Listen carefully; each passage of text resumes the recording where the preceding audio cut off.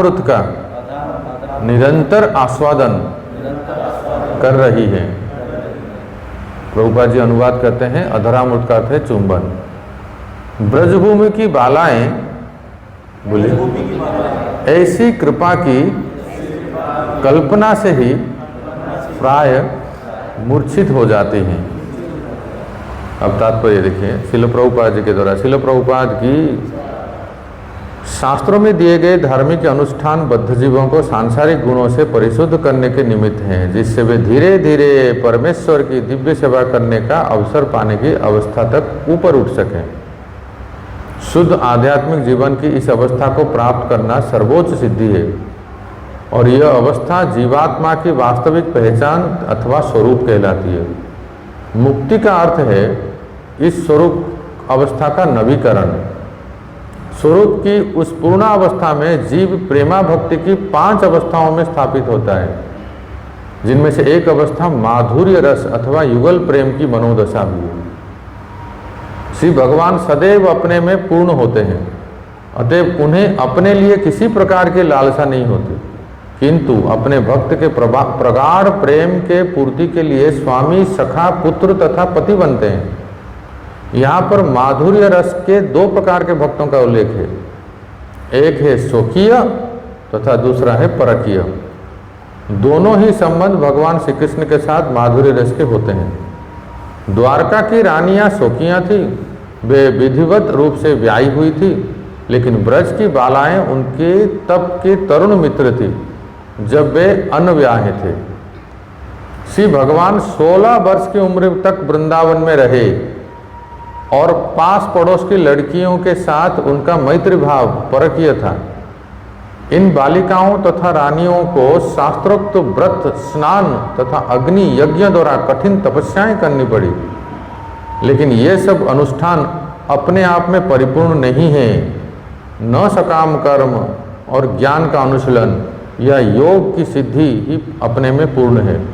ये सब स्वरूप की सर्वोच्च अवस्था अर्थात श्री भगवान की स्वाभाविक दिव्य सेवा करने के साधन हैं। प्रत्येक व्यक्ति का इन 5 अवस्थाओं में से किसी एक में श्री भगवान के साथ संबंध होता है, और शुद्ध आध्यात्मिक स्वरूप होने पर यह संबंध किसी सांसारिक आकर्षण के बिना प्रकट होता है। उनकी पत्नियों द्वारा या श्री भगवान के प्रेमी रूप में चाहने वाली तरुणी गोपियों द्वारा भगवान श्री कृष्ण का चुंबन लेना कोई विकृत सांसारिक गुण नहीं है। यदि ऐसा ही होता तो श्रील सुखदेव गोस्वामी जैसे मुक्तात्मा ने उनका आस्वादन करने का कष्ट ना उठाया होता, न ही भगवान श्री चैतन्य महाप्रभु गृहस्थ जीवन त्याग करने के पश्चात इन विषयों के प्रति आकृष्ट हुए होते। यह अवस्था कई जन्मों की तपस्या करने के बाद प्राप्त होती है।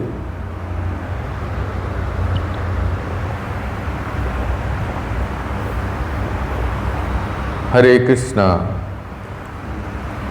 तो यहाँ ये नित्यम भागवत सेवया, भागवत के जो प्रतिदिन एक एक श्लोक पाठ करके चर्चा होती है, इसके अनुसार ये आज का श्लोक है। तो प्रसंग इस प्रकार से कि भगवान श्री कृष्ण हस्तिनापुर से द्वारका लौट रहे हैं। तो हस्तिनापुर के जितने नारियां हैं वो भगवान के बारे में गुणगान कर रहे हैं, उनके रूप, उनके गुण, उनके लीला, और जीव का, प्रत्येक जीव का सार्थकता यही है शरीर धारण करने की कि भगवान के बारे में गुणगान करें। आज से पुरुषोत्तम मास शुरू हो रहा है, तो हम लोग भगवत गीता के 15वें अध्याय पढ़ेंगे। ये संसार उल्टा पेड़ है। नदी के किनारे आप जाते हो, समंदर के तालाब के किनारे, तो वृक्ष जो दिखता है ना वो उल्टा दिखता है, तो रिफ्लेक्शन में, है ना। इसलिए भगवान कहते हैं ये संसार क्या है, ऊर्ध्वमूल अध शाखा अस्वस्थम प्राहुरव्यय छंदांसी यस्य पर्णानि यस्तुम वेद सवेदविद। 15वां अध्याय में जो पहला श्लोक है, ये संसार क्या है, आध्यात्मिक जगत का बिल्कुल उल्टा प्रतिबिंब है, परवर्टेड रिफ्लेक्शन है। इसलिए वहाँ जो सर्वश्रेष्ठ है, क्या सर्वश्रेष्ठ है कि भगवान के साथ माधुर्य भाव जो है, जो प्रेम व्यापार है, आलिंगन चुंबन आदि, इस संसार में सबसे निकृष्ट है वो। इस संसार में कोई अगर स्त्री पुरुष का संबंध जो है, जो संसार में पूरे मीडिया, चलचित्र इत्यादि में सब चलता है, सब जगह घर घर में चलता है, मोहल्ले में चलता है, ये जो है ना, ये केवल शारीरिक सुख है और ये घोर नरक को ले जाने वाले। लेकिन इसका ठीक जो वास्तविक स्वरूप है वो भगवान के धाम में अगर कोई जीव भगवान के साथ ऐसे संबंध रख दे और उनके साथ माधुर्य भाव या कोई भी रस में, तो वो बहुत ही श्रेष्ठ माना जाता है। कोई लड़की घर छोड़ के पिता माता को बिना बताए किसी पुरुष के साथ, किसी लड़के के साथ संबंध रखता है तो समाज उसको स्वीकार नहीं करता है, राइट? आप लोग समझ पा रहे हैं मैं बोल रहा हूँ? हाँ बोलिए, रिस्पॉन्ड कीजिए ताकि मैं समझ पाऊँ कि आप लोग समझ पा रहे हैं, नहीं तो फिर और कोई भाषा में बोलना पड़ेगा।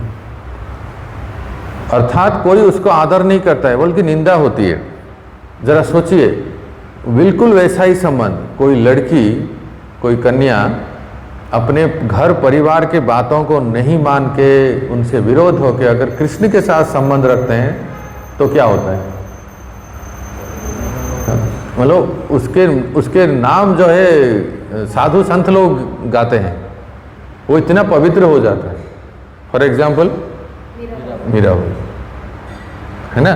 कोई अपने घर, कुटुंब, बिरादरी, रिश्ते, संबंधी, इन सब को एक तरफ करके बस यही कहता है कि मेरो तो गिरधर गोपाल दूसरो ना कोई, जाके सिर मोर मुकुट मोर पति सोई। अगर कोई ऐसा संबंध रखता है तो भगवान के, मतलब दुनिया वाले उनको पूछते हैं, है ना?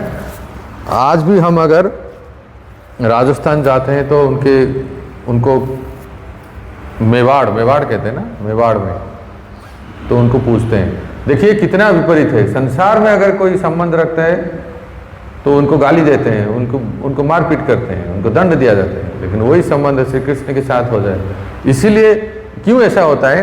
क्योंकि हम में से प्रत्येक जीव का भगवान के साथ एक विशेष संबंध है। रस 5 प्रकार के हैं: शांत, दास्य, सख्य, वात्सल्य और माधुर्य। संसार में जितने लोग हैं ना, जितने जीव हैं 84 लाख योनि में, सबका भगवान के साथ ये 5 में से किसी न किसी रस में संबंधित है। भूल गए हैं वो बात अलग है ना? तो इसीलिए यहाँ देखो प्रभुपाद जी ने तात्पर्य दिए हैं कि उस संबंध को याद दिलाना है, स्मरण करना है। क्या प्रोसेस है? यही जो हम लोग कर रहे हैं सुबह से, सुबह उठ के जो भी साधना करते हैं, ये सब जो श्रवणम, कीर्तनम, स्मरणम, ये सब जो है विधि विधान जो है, ये वो संबंध को याद दिलाते हैं। कोई भी हो, चाहे वो स्त्री हो, पुरुष हो, कैसा भी व्यक्ति हो, reminding our self to for our eternal relationship, हम लोग अपने संबंध को स्मरण करने के लिए। तो जब जीव शुद्ध हो जाते हैं, जैसे जैसे हम भक्ति करते हैं, सबसे पहला है कि आदो गुरु पादाश्रय, गुरु से शिक्षा दीक्षा ग्रहण करना। आदो गुरु पादाश्रय, कृष्ण दीक्षादि शिक्षणम, विश्रम्भेण गुरु सेवा। श्री कृष्ण के मंत्र दीक्षा शिक्षा ग्रहण करते हैं गुरु से, फिर गुरु और गुरु के आश्रम की सेवा, ये जो होती है ना, ये आश्रम की सेवा है, ये सब करते हैं। फिर नाम जप करते हैं नियम से, श्रवण करते हैं नियम से, रोज कुछ पाठ करते हैं, वो भी शिव ग्रह की सेवा करते हैं।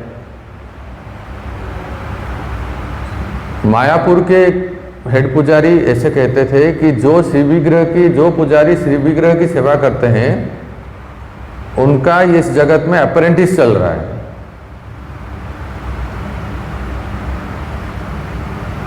किसी कंपनी में जॉब करते हैं ना, सबसे पहले 6 महीना 1 साल अप्रेंटिस होती है, ट्रेनिंग होता है, तब तो वो कन्फर्मेशन होता है जॉब। पुजारियों के लिए सुविधा है, श्री विग्रह की सेवा करते हैं तो उनका चित्त हमेशा विग्रह में रहता है। क्यों? आज कौन से रंग के पोशाक पहनाएंगे, आज माला किस प्रकार की होगी, आज टर्बन पीस कैसा होगा। आप लोग 1 सेकंड के 5 सेकंड के लिए उस तरफ देखिए और फिर हमारी तरफ देखिए और बोलिए आज भगवान कौन से रंग का पोशाक पहने हैं। ऑरेंज तो नहीं दिख रहा है, ऑरेंज है कहाँ, मतलब बॉर्डर पे। ये जो वस्त्र है कैसा है? हाँ, ग्रे जैसा दिख रहा है, ग्रे जैसा दिख रहा है, लाइट ग्रे है ना। हाँ, तो जब हम ठाकुर जी को देखते हैं एकदम ऊपर से नीचे से ऊपर तक ऐसे निहार के देखना है। आज मोरपंख कितने धारण किए हैं पुजारी जी, बता दो, आपने किया? देखो 3 धारण किए हैं। क्या आपने ऐसे दर्शन किया कभी? ऐसे करना है। मोरपंख 3 हैं। ये कई बार 1 होते हैं, कभी 2 होते हैं, कभी 3 होते हैं, अलग अलग प्रकार से। श्रीमती राधा रानी के हाथ में माला किस प्रकार से है देखो। भगवान का कमर पट्टा किस रंग का है बताओ? ऑरेंज। हाँ। तो ऐसे ये इसको अप्रेंटिस कहते हैं। मतलब हम लोग दर्शन करते हैं, हाजिरी देते हैं। हाजिरी देना समझते हैं? प्रेजेंट। लेकिन भक्त, शुद्ध भक्त दर्शन करते हैं तो निहार के दर्शन करते हैं। आज रंग कैसा है, फूल की माला कैसी है, भगवान के टर्बन में टर्बन पीस कितने हैं, किस प्रकार के मोरपंख कितने हैं। तो आज से हम लोग सीख गए, अभी से दर्शन करेंगे तो ऐसे दर्शन करेंगे। क्या पता कोई पूछ ले हमारे जैसे, बताना तो पड़ेगा ना, ये तो लाज रखो गिरिधारी हो जाएगा, है ना। तो ये अप्रेंटिस है भक्तों। श्रवणम, कीर्तनम, दर्शन, स्मरण। तो इस तरह से करते करते करते करते जब हम लोग शारीरिक चेतना से और ऊपर उठते हैं कि शरीर संसार में है पर मन नहीं है ना दयाल गोविंद को, मन घर में नहीं है आपका। जिसका मन बस यहाँ है, मंदिर भगवान की लीला कथा उत्सव मनाएंगे, उसमें योजना बनाते हैं, प्लानिंग करते हैं और दिन पूरा इसे बीतता है। तो घर जाते हैं बस निभाने के लिए, है ना, कहते हैं ना व्यवहार निभाने के लिए। तो ये वास्तव में बहुत ज़रूरी है। ब्रह्मचारी भक्त लोग आश्रम में रहते हैं, उनके लिए तो सौभाग्य है कि रात दिन आश्रम में रहते हैं, दर्शन करते हैं, कीर्तन करते हैं, श्रवण करते हैं, प्रचार करते हैं, स्मरण करते हैं, सेवा में रहते हैं। लेकिन जो गृहस्थ हैं उनको तो अपने घर गृहस्थी संसार चलाने के लिए कार्य करना पड़ता है। तो उसके लिए क्या करें कि तस्मात् सर्वेषु कालेषु माम अनुस्मर युद्ध च होगा। अब रोहित वो वहाँ अपने सब्जेक्ट पढ़ाएंगे कि यहाँ स्मरण करेंगे। भगवान गीता में कहते हैं तस्मात् सर्वेषु कालेषु, हर समय मेरा स्मरण करें। कैसे संभव है रोहित को? How can you remember always in your profession? प्रभु जी सोच के बता रहे हैं। इसका सरल उपाय बताता हूं। देखिए, भगवान ने कहा माम अनुस्मर युद्ध च। गीता में भगवान ने कहा माम अनुस्मर युद्ध च। इसका अर्थ क्या हुआ? मेरा स्मरण करो और युद्ध करो। तो दीपक प्रभु के लिए क्या हो गया? मेरा स्मरण करो और अकाउंटिंग करो। रोहित को आपके लिए क्या हो गया, मेरा स्मरण करो और लेक्चर दो। बस दोनों कैसे हो सकता है? बड़ा इतना आसान नहीं है, डिफिकल्ट है। मतलब थोड़ा प्रैक्टिकल बात कह रहा हूँ। भगवान तो बोल दिए गीता में अपना डायलॉग, माम अनुस्मर युद्ध च, अर्जुन माम अनुस्मर युद्ध च, मैं मुझे स्मरण करके युद्ध करो। अब जरा सोचिए, सब लोग जरा ध्यान से सुनिए। अर्जुन युद्ध कर रहे हैं, सामने पितामह भीष्म है, गुरु द्रोण है या जयद्रथ है, ऐसे कट्टर शत्रु हैं जिनको बाण मारना है, तो वहां माला जप करेंगे या बाण चलाएंगे? बाण चलाएंगे ना। तो पुजारी जी बताइए, बाण चलाते समय कैसे कोई भगवान का नाम ले सकता है? नाम लेने के लिए तो समाधि में बैठना पड़ता है ना। मानसिक मन को तो ध्यान लगाना पड़ेगा, मैं इससे बाण चला के उसके ठीक गर्दन के पास लगा। स्मरण भी मतलब कोई, जैसे अभी दीपक को अकाउंटिंग कर रहे हैं, उस समय तो उनका मन तो उसमें ही लगेगा ना, अकाउंट्स में ही रहेगा ना। माता जी कैसे कोई स्मरण कर सकता है? प्रैक्टिकल सोच कि भगवान के लिए, भगवान की सेवा कर रहे हैं, अपना कर्तव्य कर रहे हैं, भगवान की सेवा कर रहे हैं। मन में ये विचार है कि भगवान के लिए हम कर रहे हैं, भगवान की प्रसन्नता के लिए ये जो भी प्रोफेशन है वो कर रहे हैं। देखो, एक है कि अगर कोई, जैसे रोहित पो लेक्चरर हैं, प्रोफेसर हैं, अगर उनका सब्जेक्ट है भागवतम का श्लोक है, तब तो फिर स्मरण हो जाएगा। पर अगर रोहित पो आप अगर स्टूडेंट्स को ये बता रहे हो कि लॉ ऑफ थर्मोडायनामिक्स और या लॉ ऑफ आइंस्टाइन का E इक्वल टू mc² आप समझाओगे, तो how can you remember Krishna at that time? It's not possible. ये प्रैक्टिकल नहीं है ना। बहुत सुंदर सॉल्यूशन है आपके पास। देखिए, भगवान कहते हैं माम अनुस्मर युद्ध च। इसका अर्थ ये है, सुबह के समय मेरा स्मरण कर लो, दिन में युद्ध करो। सिंपल मीनिंग है। पहले आता है माम अनुस्मर, फिर युद्ध च आता है ना।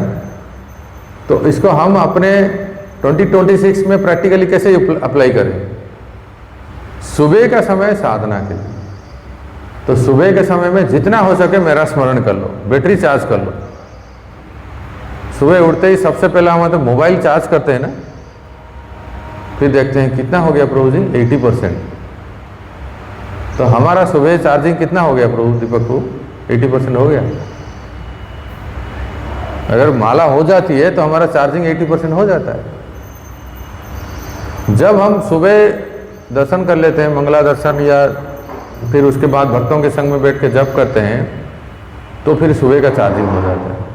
अब चलो युद्ध कहाँ करना है, कौन सी कंपनी में जाना है, अकाउंटिंग करना है या लेक्चर देना है या बिजनेस करना है या लोगों से मिलना है, दिन में और जो भी करेंगे, लेकिन क्योंकि हमने सुबह बैटरी चार्ज किया है, वो चार्जिंग दिन में टिकता है कई समय, कुछ समय तक, फिर थोड़ा 4 बजे तक डाउन हो जाता है। फिर और बच्चे जो 4 माला 6 माला जो बचे फिर से उठा लेते हैं शाम को और बैटरी चार्ज कर लेते हैं, तो फिर रात भर चार्जिंग रहता है। दयालपुर ठीक है ना? ये प्रैक्टिकल है ना? रोहितपुर एनी कमेंट? बोलते हैं ना, अगर आपका शाम के 9 से सुबह के 9 अकोर्ड है, तो फिर सुबह के 9 से शाम के 9 तक का हो जाएगा। तो ये है, ये हमारी साधना भक्ति है। ये करते करते करते जब पूर्णतः हम लोग और शुद्ध हो जाते हैं, तो भगवान के प्रति ममत्व होता है। आप में से, हम में से जितने लोग यहाँ बैठे हैं ना, मैंने कहा ना, यहाँ जैसे प्रभुपाद जी तात्पर्य में लिखते हैं कि हमारा एक यूनिक रिलेशन है श्री कृष्ण से। हाँ, जो मेरा है दीपक को आपका ऐसा नहीं हो सकता है, जरूरी नहीं। जो मेरा है दयाल को नहीं हो सकता है, क्योंकि प्रत्येक जीव इंडिविजुअल है ना। भगवान गीता में कहते हैं नत्वेवाहम जातु नासम नत्वम नेम जनाधिपा न चैव न भविष्याम सर्वे वयम अतः परम। ऐसा कभी समय नहीं था अर्जुन जब ये लोग नहीं थे, ऐसा कभी समय नहीं आएगा जब ये लोग नहीं रहेंगे, अर्थात ये भूत, वर्तमान और भविष्य हमेशा के लिए ये हैं। मतलब हम लोग सब हैं। क्या हम पहले थे? किस रूप में थे? किसी दूसरे शरीर में थे, अभी इस शरीर में है, आगे किसी और शरीर में रहेंगे। अर्थात आत्मा अविनाशी है ना। और प्रत्येक आत्मा, इसको शुद्ध हिंदी भाषा में कहते हैं व्यष्टि, इंडिविजुअल जिसको कहते हैं व्यष्टि, व्यष्टि आत्मा। और फिर जो कांग्रीगेशन, सब सामूहिक आत्मा, समष्टि। प्रत्येक व्यष्टि आत्मा का भगवान के साथ संबंध है किसी न किसी रस में, शांत, दास्य, सख्य, वात्सल्य और माधुर्य। हाँ, एक तरह से हम कहते हैं कि जीवेर स्वरूप है कृष्णेर नित्य दास। तो जीव की बनावटी ऐसी है, वो कभी बॉस हो ही नहीं सकता। The living entity can not be boss at any time. फिर हम लोग कहते हैं ना अपने आप को, हम तो अरे बॉस है, कंपनी के मालिक हैं, हम ये हैं। अरे वो गलतफहमी है, मिसअंडरस्टैंडिंग है। हम लोग हमेशा के लिए इटर्नल सर्वेंट, हमारी बनावटी है ना। हम लोग जो स्कूल कॉलेज में पढ़ते थे, एड आता था, ad Wills made for each other याद है? तो we are made for each other, we are made for each other. हम जीवात्मा और भगवान मेड फॉर ईच, हम एक दूसरे के लिए। तो जब शुद्ध होते हैं धीरे धीरे, तब फिर हमें वो पता चलता है। सामान्य रूप से तो हम जानते हैं कि हम दास हैं। राधा रानी भी दासी है मधुर्य रस में। नंद बाबा गोकुल, नंद बाबा यशोदा मैया गोकुल में, वो भी दास हैं वात्सल्य रस में। सीधाम सुबल मधुमंगल सखा, वो भी दास हैं सख्य रस में। रक्तक पत्रक जैसे सखा, वो भी दास हैं दास्य रस में। चार कुमार शांत रस में, वो भी दास हैं। दास तो हैं ही, पर दास के साथ साथ कुछ एक यूनिक संबंध है। ये संबंध को स्थापित करके भक्ति करना, ये इसमें एक अलग ही मूड है, अलग ही एक आनंद है। देखिए सिंपल बात बताता हूँ। हमारे इस्कॉन के एक सन्यासी हैं, हिज होलीनेस सचिनंदन स्वामी, जानते हैं?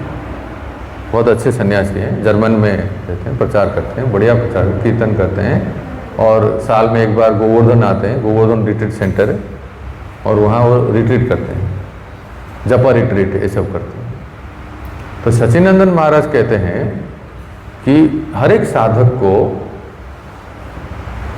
मतलब नाम जप करते समय मूड कैसा होना चाहिए। बड़े ध्यान से सुनिए, सावधानी पूर्वक। हमारा ऐसा होता नहीं है, इसलिए आज से हम सीखेंगे। जब हम चैंटिंग करते हैं, बैठ के नाम जप करते हैं, तो मूड क्या होना चाहिए, किस मनोभाव से करना चाहिए। क्या इसलिए करना चाहिए कि प्रभु जी ने कहा है इसलिए कर रहा हूँ? क्या इसलिए करना चाहिए, क्या करे प्रभु जी दीक्षा ले लिया है करना पड़ता है? क्या इसलिए करना चाहिए कि मंदिर में आता हूँ लोग क्या बोलेंगे? क्या इसलिए करना चाहिए कि मेरे पति कर रहे हैं इसलिए मैं करना पड़ता है? क्या इसलिए करना चाहिए कि काउंसलर पीछे पड़ जाएंगे नहीं तो फिर? क्या इसलिए करना चाहिए कि गुरु महाराज साधना कार्ड मांगेंगे रिपोर्ट? क्या इसलिए करना चाहिए कि लोगों को दिखाने के लिए? क्या इसलिए करना चाहिए कि हमारे घर में सब करते हैं इसलिए मैं भी करता हूँ? ये जितने सब कारण हमने सुना, ये सब एक्सटर्नल है। नाम जप करने का सबसे अच्छा मूड है, पहले आप अपना संबंध मानो, उनको अपना मानो, कुछ तो मानो। क्या माने बताइए? मेरे स्वामी हैं, मेरे सखा हैं, मेरे पति हैं, मेरे प्रियतम हैं, मेरे प्रभु हैं, मेरा बच्चा है, मेरा लाला है। ऐसे अलग कितने जितने प्रकार के संबंध जो बताए हैं ना, ऐसा संबंध को एक मान के स्थापित करके फिर देखिए हम जब करते हैं कि ये किन के लिए कर रहा हूँ, उनकी प्रसन्नता के लिए। मैं दीक्षा लिया हूं इसे जप कर रहा हूं, मैं गुरु महाराज मुझे बोले हैं इसलिए जप कर रहा हूं, मुझे दीक्षा लेना है इसलिए जप कर रहा हूं, काउंसलर ने बोला है इसलिए जप कर रहा हूं, साधना कार्ड में भरना है इसलिए जप कर रहा हूं, मंदिर में रह रहा हूं इसलिए जप कर रहा हूं। These are all external reason. Sachinandan Maharaj कहते हैं the best reason is that first you develop relationship with the lord and for his pleasure if I child he likes it. मैं जब जप करता हूं, मैं जब नाम लेता हूं तो उनको अच्छा लगता है, चाहे कितना भी भीड़ हो कहीं भी, या इस हॉल में 50-100 लोग हो, अगर थोड़ा सा भी कान में आवाज है रोहित, क्या कहेंगे आप? क्या कहेंगे? बोलिए। मुझे किसने बुलाया क्या? आप अटेंशन देंगे कि नहीं? हो सकता है वो सुभित बोल रहा होगा, शोभित बोल रहा होगा, लेकिन आपको सुनाई दिया रोहित, तो ऐसे ध्यान देंगे ना। कोई दीपक बोल दिए तो आपको ध्यान आता है कि नहीं? तो जरा सोचिए, जब हम कहते हैं हरे कृष्णा, बोलिए, तो वो ध्यान देते हैं, ध्यान देते हैं कि ये मुझे बुला रहा है, ये मुझे बुला रहा है, ये मुझे बुला रहा है, ये मुझे बुला रहा है। लेकिन हम लोग क्या करते हैं, वो बुला रहे, हम बुला रहे हैं तो वो ध्यान देते हैं, और हम स्क्रॉल करते रहते हैं। क्या करते हैं? फेसबुक, यूट्यूब, इंस्टाग्राम स्क्रॉल करते रहते हैं। अरे तुमने बुलाया मुझे, कम से कम हमारे गुरु महाराज कहते हैं सुबह के समय में तो मोबाइल को सब फेंक के आ जाना चाहिए, मतलब कम साधना के समय। थोड़ा सा हम अगर उनके लिए देंगे ना, अगर तुम मेरे नाम में हो तो मैं तुम्हारे काम में हूं। समझ लीजिए, तुम अपने काम में हो तो वो अपने धाम में हो। तो इसलिए मतलब संबंध, मैं कह रहा था संबंध। सन 2002 में जो मैं गुरु महाराज से दीक्षा लिया, तो महाराज जी मुझे कुछ प्रश्न पूछे थे। मतलब उस समय थोड़े स्वस्थ थे, इसलिए बहुत इंटरेक्शन होता था। उस समय आईडीसी कोर्स नहीं था। आईडीसी कोर्स तो अभी शुरू हुआ 2014-15 में। तो हम लोग क्या करते थे कि टेम्पल प्रेसिडेंट या जो हमारे जो अथॉरिटी है ना, वो कुछ क्वेश्चन देते थे, याद है ना? कितने क्वेश्चन होते थे? कुछ क्वेश्चन होते थे, वो क्वेश्चन को हम सॉल्व करते हैं। फिर तो लिखना होता है, फिर वाइवा। हाँ, फिर पहले रिटन टेस्ट होता है, लिखित परीक्षा होती है, वो क्वेश्चन को सॉल्व करके हम प्रेसिडेंट को देते थे। फिर एक ओरल टेस्ट होता है, फिर वो अथॉरिटी जो हमें आके पूछते थे, कुछ प्रश्न पूछते थे। दो टेस्ट तो हो गए। उसके बाद फिर गुरु महाराज मिलते थे। कुछ दीक्षा से पहले कुछ व्यक्तिगत प्रश्न और जानकारी ऐसे मिलते हैं। 3 टेस्ट हो गए, उसके बाद फिर एक दीक्षा होती है। तो महाराज जी के केस में परम पूज्य श्री श्रीमद राधा गोविंद महाराज एक चौथा टेस्ट भी लेते थे, वो सामने लेते थे। मतलब एक सामान्य क्वेश्चन कैसे, देखो वो ये 3 टेस्ट तो हो गया थे, और संकल्प करते थे ना, तो गुरु, अग्नि, वैष्णव, मंदिर, शिष्य जो है माइक लेके ऐसे बोलते हैं, है ना? नियम क्या क्या है बताओ, तो हम लोग ऐसे बोलते हैं।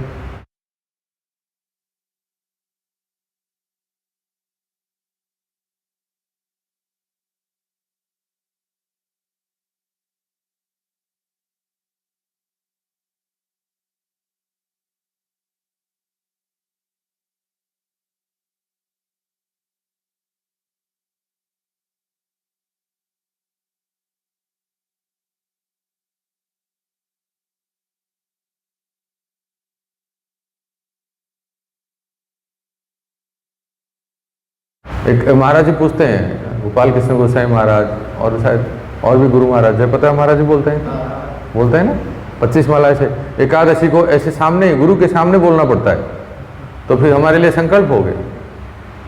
तो वो कहते हैं, उसके बाद फिर महाराज ने मुझे विशेष कर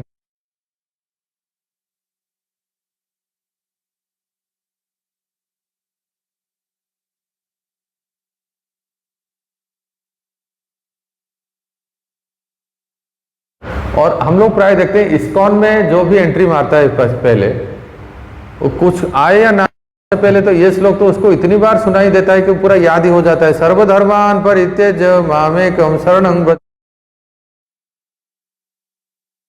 सर्वधर्मान परित्यज्य मामेकं शरणं व्रज।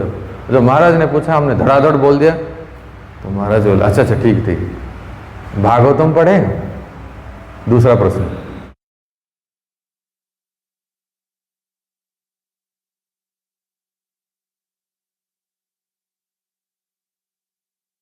तो भागवतम में भी ऐसा है कि जो लोग, आप लोग ऐसे रोज भागवतम में बैठते हो ना, आप अगर रोज ऐसे भागवतम में बैठोगे तो एक आध श्लोक तो ऐसे ही याद हो जाता है ना। जो प्रवक्ता बोलते हैं ना स्तुति करते समय, बोलते हैं नष्ट प्रायेषु अभद्रेषु नित्यं भागवत सेवया भगवती उत्तम श्लोक है। तो ये तो सुन के याद हो जाते हैं। तो ये भी हमने बोल दिया कि नष्ट प्रायेषु अभद्रेषु, ये सब बोल दिया। अब तीसरा प्रश्न पूछे, कृष्ण को क्या मानते हैं? अब क्या बोलूं मैं, मुझे इतना पता नहीं है कि क्या मानना चाहिए ऐसे। तो मैंने ऐसे बोल दिया कि महाराज तो सबके लिए है, आप क्या मानते हैं? उस समय प्रभु मैं समझा नहीं इस प्रश्न को कि आखिर महाराज ने ऐसा क्यों पूछा। वैसे महाराज हंस के बोल दिया अच्छा ठीक है, माला दे दिए। फिर तो मैंने बाद में काफी सालों के बाद, कई सालों के बाद मैंने सोचा कि जब मैं सचिनंदन महाराज का वो लेक्चर सुना, तो मुझे याद है कि आखिर उस समय महाराज ने क्या पूछा, क्यों पूछा था कि कृष्ण को क्या मानते हैं आप। तो यही है भक्तों कि हम लोग भी कुछ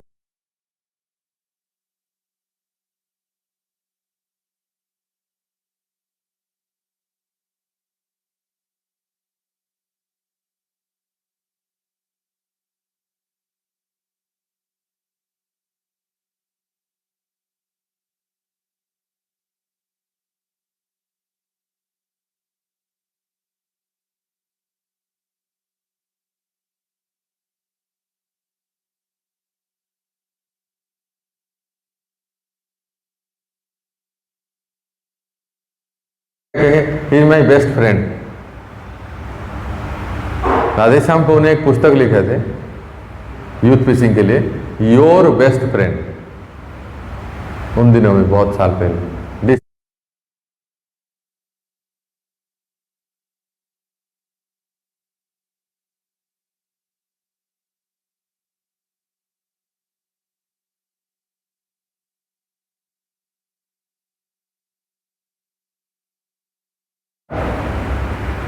तो उनके लिए मैं क्या करूं?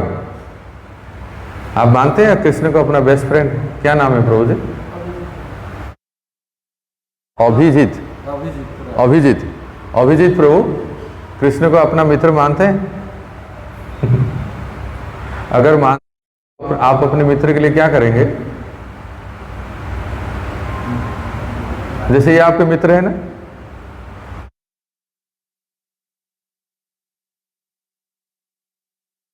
इनके लिए प्रसाद का प्लेट भी रख देते हैं ना? ना नहीं रखते? अरे नहीं रखते। रखना चाहिए। तो जैसे हम किसी को अपना फ्रेंड मानते हैं, सखा मानते हैं, भाई मानते हैं, पापा मानते हैं, मम्मी,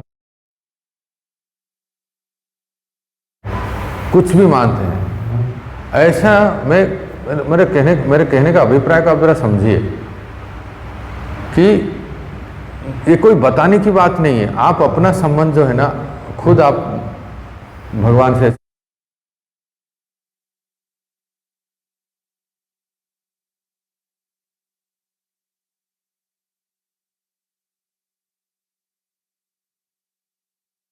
दी अमरिलिस में आया। घर ले लिया यहाँ, और सौभाग्य से यहाँ एक मंदिर आ गया, सब कार्यक्रम सब शुरू हो गया, और ये जीव मेरे पास आया। हाँ, कितना जन्मों के बाद मेरे शरण में आया। भगवान ऐसे मानते, भगवान की दृष्टि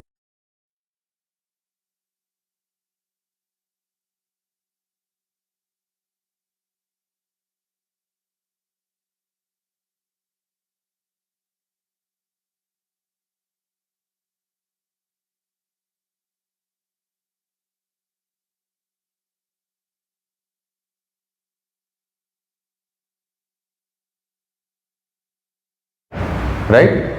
तो आप रेलवे स्टेशन, आजकल तो ऑनलाइन टिकट हो जाता है, उन दिनों में ऑनलाइन नहीं थे, हम लोग काउंटर में जाते थे। तो काउंटर में जाइए और कहिए कि मुझे एक मुंबई के लिए टिकट दीजिए, तो जो व्यक्ति है ना काउंटर पे, आपसे क्या बोलेगा? हाँ पैसा दो। आप कहना कि तुलसी के 2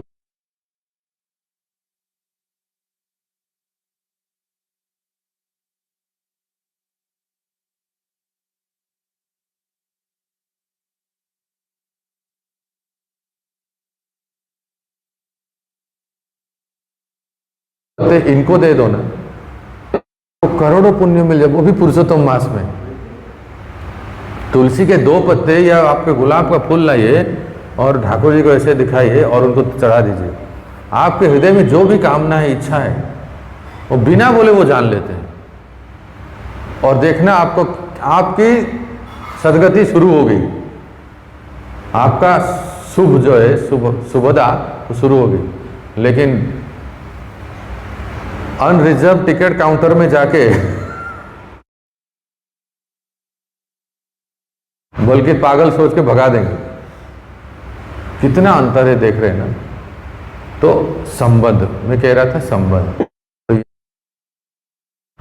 जो एक तो है कि द्वारका के रानियां जिनको स्वकीय कहते हैं, ब्रज की गोपियां जिनको परकीय कहते हैं। स्वकीय अर्थात अभी कृष्ण के साथ विवाह नहीं हुआ है, पर प्रेम संबंध है, और वो भी छुप छुप के मिलते हैं।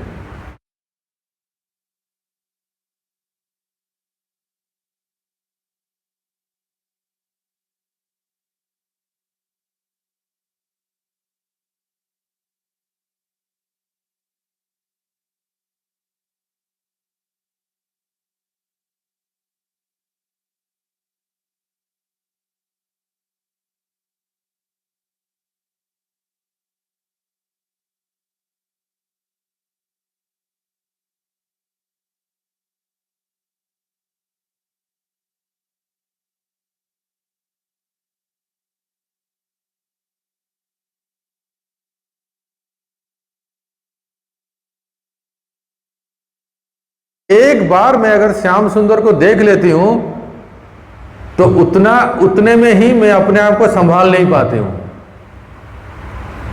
और हमारे पास तो 2-2 आंख हैं, और 2-2 आंख में हम दोनों को देख सकते हैं, दोनों को देख सकते हैं, है ना।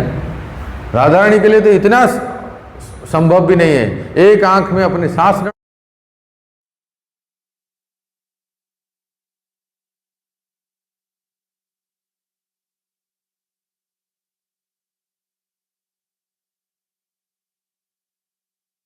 घर की बहू है, खुले आंख ऐसे देख नहीं सकती।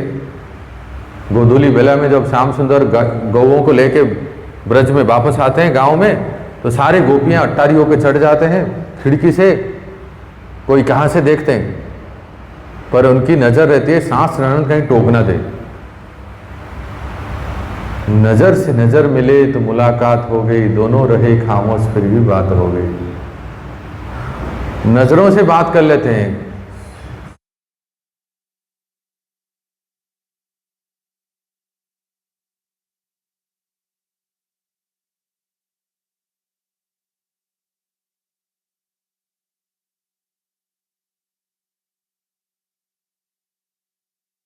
के अंदर आजकल नहीं मिल रहा है, हम लोग भी अपने आश्रम में कंडे पे बनाते हैं अपना भोजन,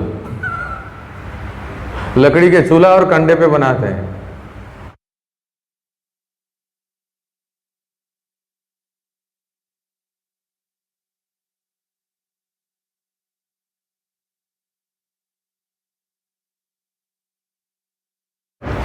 मन उधर है और कार्य इधर हो रहा है। दिन भर गोपियों के लिए विरह है और बनवा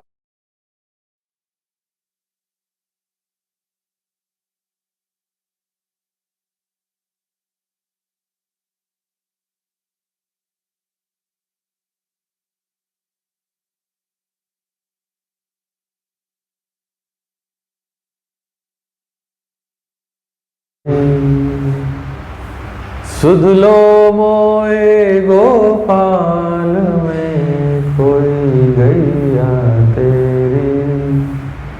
तुम ढूंढो मुझे गोपाल में, खोई गैया तेरी। जब भगवान आप सब आओ, हम आपको दिखाएंगे। एक स्थान है जिसको कहते हैं टेर कदम, नंदगांव में गए हैं ना, तो गौओं को बुलाते हैं और फिर वहां से नंद भवन में अपने गौशाला में जाते हैं। तो कोई कोई गाय छूट जाती है अगर, तो वो गाय ऐसे गीत गाती है जो मैं अभी गाया ना आपको, तुम ढूंढो मुझे गोपाल में, खोई गैया तेरी। ये तो गाय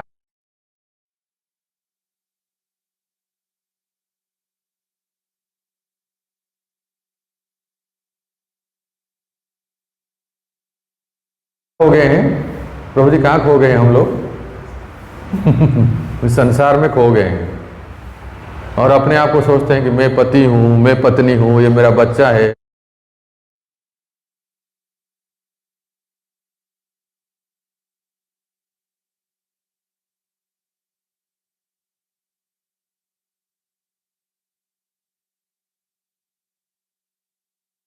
वास्तव में या तो गाय चरा रहे हैं, या तो कुंज में है, या तो खेल रहे हैं वन में उनके साथ,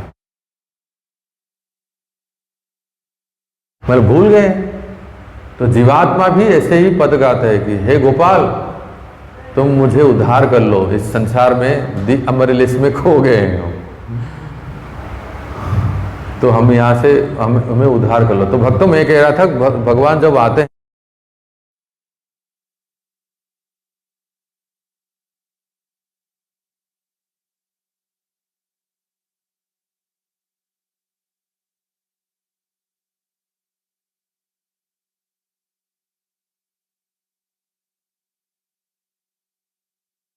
तो उसको गोधूली कहते हैं। गाय का धूल उड़ता है, गाय का धूल ऐसे उड़ता है और उस गौओं के झुंड में से गोपाल आते हैं। तो गौओं के खूर के धूल ठाकुर जी के मस्तक पर जब पड़ती है तो सुंदर सांवला सा शरीर और ऊपर से गोधूल गौओं का धूल जब पड़ती है तो कैसा दिखता है?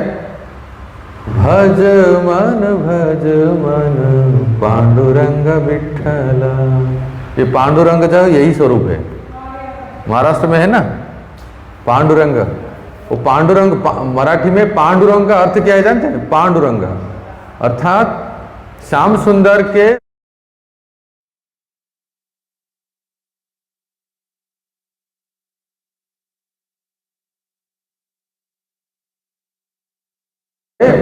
भज भज भज मन पांडुरंग विठ्ठल, पांडुरंग स्वरूप। तो बलराम जी को कि कन्हैया अभी थोड़ा सा कुछ लीला करेगा, मैं क्यों उनको डिस्टर्ब करूं। जानते हैं बलराम थोड़े से आगे निकल गए। भगवान के कुछ सखा जो होते हैं प्रिय नर्म सखा, जैसे श्रीराम और सुबल मधुमंगल, इनका एंट्री माधुर्य रस में भी है। सुबल और मधुमंगल का सभी सखाएं माधुर्य रस में नहीं जा सकते, एंट्री नहीं है। पर सुबल और मधुमंगल का ऐसा भाव है कि वो सख्य भाव में। तो सुबल और मधुमंगल को पता चल गया कि अभी गोपियां निहारती होंगी, श्याम सुंदर पीछे से आ रहे हैं, चलो इनको थोड़ा अपना लीला करने दो, हम थोड़े आगे निकल जाते हैं। ऐसा कह के वो थोड़े आगे चले जाते हैं। तो मन की आंखों से देखिए, चलिए मन में चल रहे, तो मन की आंखों से देखिए कि गोधूली बेला है, सुंदर सांवला श्याम सुंदर अपने बड़े भाई दाऊ भाई मधुमंगल के साथ 9 लाख गौवे हैं। कितने? हाँ, मन की आंखों से देखिए 9 लाख गौओं के साथ अम्बा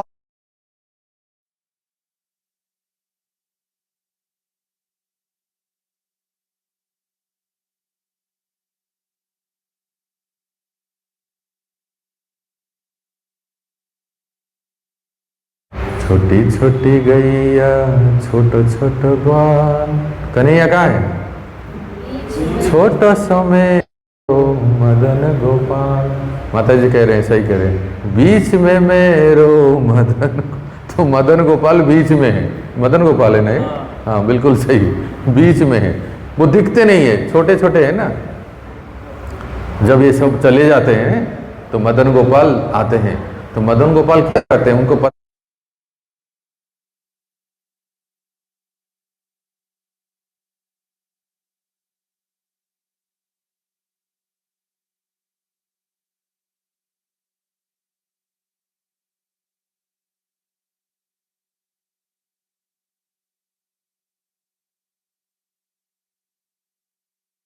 ये सब सखियां जो है प्रतीक्षा कर रहे हैं, तो श्याम सुंदर को तो उनको दर्शन देना है, पर कैसे दे, कोई तो बहाना चाहिए ना। अब सुनिए बहाना क्या है। जानबूझ के एक बछड़े को, बछड़े के पूंछ को थोड़ा सा ऐसे हिला देते हैं, तो बछड़ा भी पक्का है, बछड़ा आध्यात्मिक जगत का है ना, इस जगत का नहीं है। उनको पता है श्याम सुंदर क्या चाहते हैं मुझसे। श्याम सुंदर जैसे ही बछड़े के पूंछ को हिला देते हैं, वो बछड़ा जानबूझ के रास्ता भटक के यू टर्न ले लेता है, किसी गोपी के घर में चले जाता है।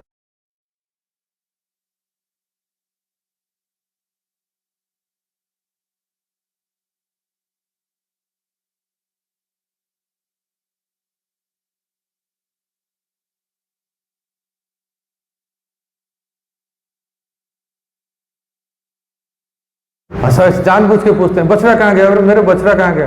वो बछड़ा भी जानबूझ के बिल्कुल उसी सखी या गोपी के घर के दरवाजे के सामने ही खड़ा हो जाता है। जैसे ही वो बछड़ा खड़ा हो जाता है तो गोपी जो है, आवाज आ रही, क्या बाहर कौन सा क्या है, बाहर क्या चल रहा है। तो सासू माँ बोलते, अरे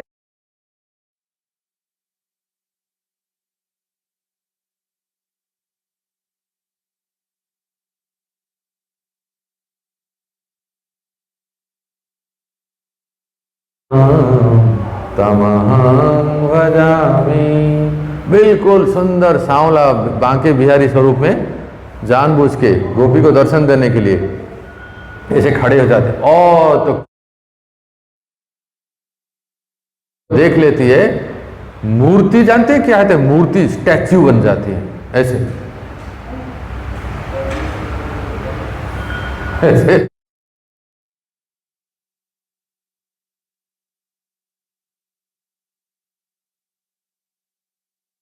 चिल्लाती है, अरे बेरी हो गई क्या, कौन है दरवाजे पे, जल्दी आओ।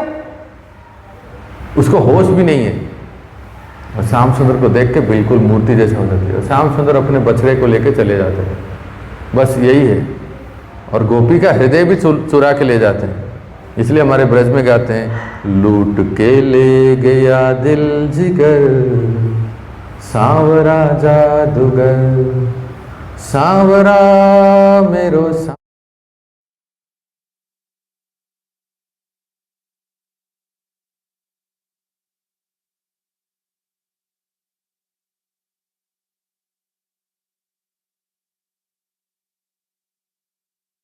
जाता है। और ये है हमारे प्यारे मदन गोपाल, जिनका नाम ही मदन है। मदन का अर्थ है काम, मदन का अर्थ है काम। कामदेव जो है प्रत्येक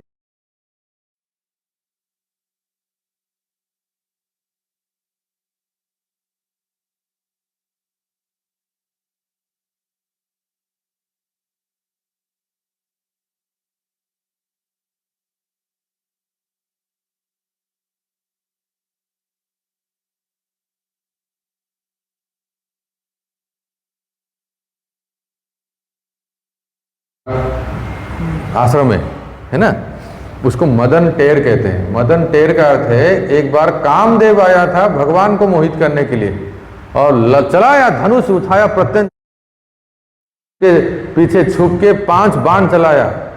जैसे 5 बाण चलाते हैं तो इस संसार में ऐसा कौन सा व्यक्ति है जो मोहित नहीं हो सकता, वो वासना में मोहित हो जाते हैं। लेकिन जैसे ही काम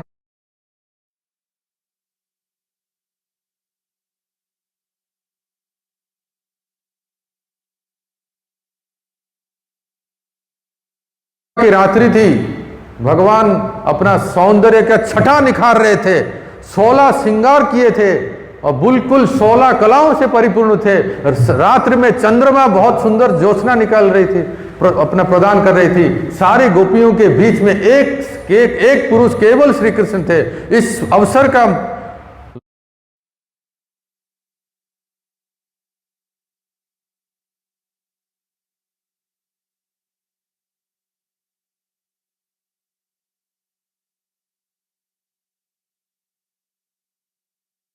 आया।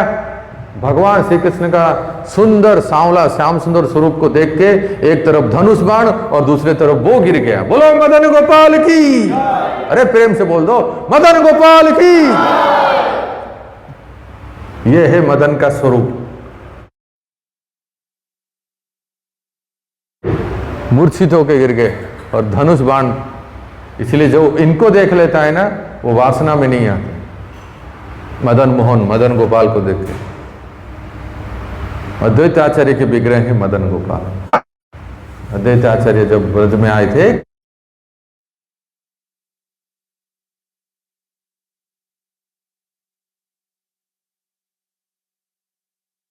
बाद में सनातन गोस्वामी को जब प्राप्त हो गए तो उनका नाम मदन मोहन हो गया।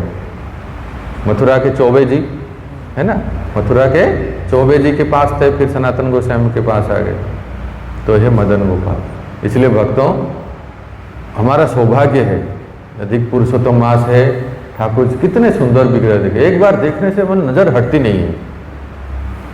दयाल गोविंद को के प्राण धन है मदन गोपाल, राधा मदन गोपाल। तो हम लोग ठाकुर जी के सुंदर स्वरूप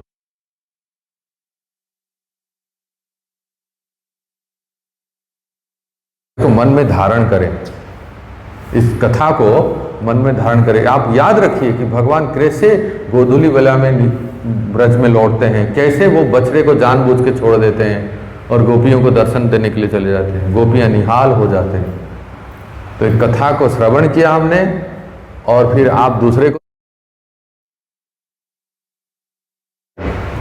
कीर्तन हो गया, और फिर कीर्तन अगर श्रवण और कीर्तन कर लेते हैं तो फिर मन में बैठ जाता है, स्मरण हो गया। श्री श्री मदन गोपाल की, ग्रंथराज श्रीमद् भागवत महापुराण की, श्रील प्रभुपाद की।